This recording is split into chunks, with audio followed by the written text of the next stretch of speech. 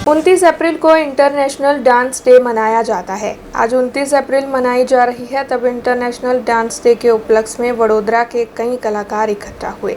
दरअसल वडोदरा को कला नगरी भी कहा जाता है और वडोदरा में कई तरह के कलाकार मौजूद हैं। तब वडोदरा के अलकापुरी में एक निजी आर्ट गैलरी पर भरतनाट्यम से जुड़े हुए सभी कलाकार इकट्ठा हुए और कला नगरी के तौर पर वडोदरा शहर को कैसे आगे बढ़ाया जाए, उसका सुझाव इन सभी की ओर से दिया गया। आपको बता दें कि नृत्य गुरु प्रोफेसर डॉक्टर पारुल शाह, साथ ही कौस्तुभ इवेंट्स के महेश पंड्या और अन्य कई भरतनाट्यम से जुड़े हुए कलाकारों की इस दौरान मौजूदगी दर्ज की गई। World dance day, international dance day, જેમાં ડાન્સ એટલે દરેક પ્રકારના નૃત્યનું આવેલું છે અને આજે વડોદરાના લગભગ 60 નૃત્યના શિક્ષકો અને ગુરુઓ આજે ભેગા થયા અને એક એકતાનો સૂર કાઢ્યો છે। જે આશા છે કે વડોદરાની અત્યારની જે નૃત્યની પરિસ્થિતિ છે એનાથી પણ આપણે એને ઉપર લઈ જઈએ।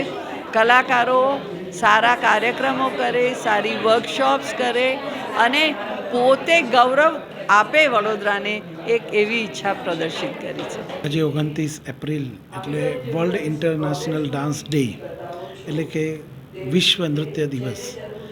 વડોદરામાં પહેલીવાર આજે વડોદરાના બધા જ નૃત્ય ગુરુ અને નૃત્ય શિક્ષકો પહેલીવાર 50થી ઉપર બધા ભેગા થયા છે। વિચાર એક જ છે કે આપણે વડોદરાને કેવી રીતે અપ કરવું છે, કલા નગરીનું નામ આપ્યું છે ત્યારે, અને કઈ રીતે આપણે બધા ભેગા થઈને આ કલાને, જે પહેલાં વર્ષો પહેલાં વડોદરા એક એવું નામ હતું જે હવે થોડુંક સાઈડમાં થયું છે, એના માટે આ આયોજન કરવામાં આવ્યું છે। તેમાં દરેક વિષયના છે, કથક, ભરતનાટ્યમ, ફોક અને વેસ્ટર્ન। તો બધા જ શિક્ષક, કલા એક જ છે અને આજનો દિવસ એવો છે કે જેમાં નૃત્ય દ્વારા આપણે સંબંધ બાંધવો છે।